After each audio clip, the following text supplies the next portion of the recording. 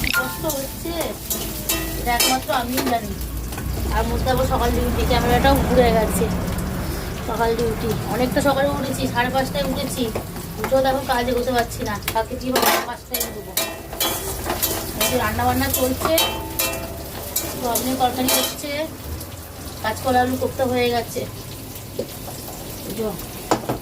তাও মিক্সিতে মশলাটা করে নিয়েছি, এখন একরকম মশলা শিলে বাটতে হবে। কখন কি করবো বলো তো, 7টা বাজে একদম। সকালবেলাটা না প্রচুর দেরি হয় গো, প্রচুর দেরি হয়।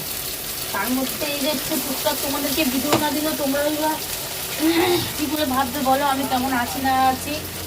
হ্যাঁ, আর আমি বা কি করে ভাববো তোমরা কেমন আছো না আছো।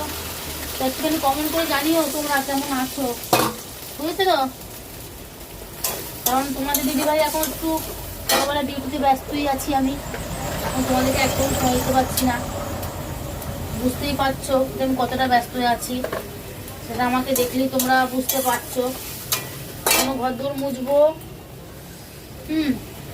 তারপরে মাশরুম পাতুরি করব, তারপরে তোমার কি বলে ওই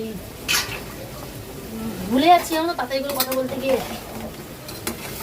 ডাল হবে, দেখো ডাল ভাতে দিয়েছি ভর্তি করে, দেখেছো? ডাল হবে আর এই সোয়াবিন তরকারি হচ্ছে।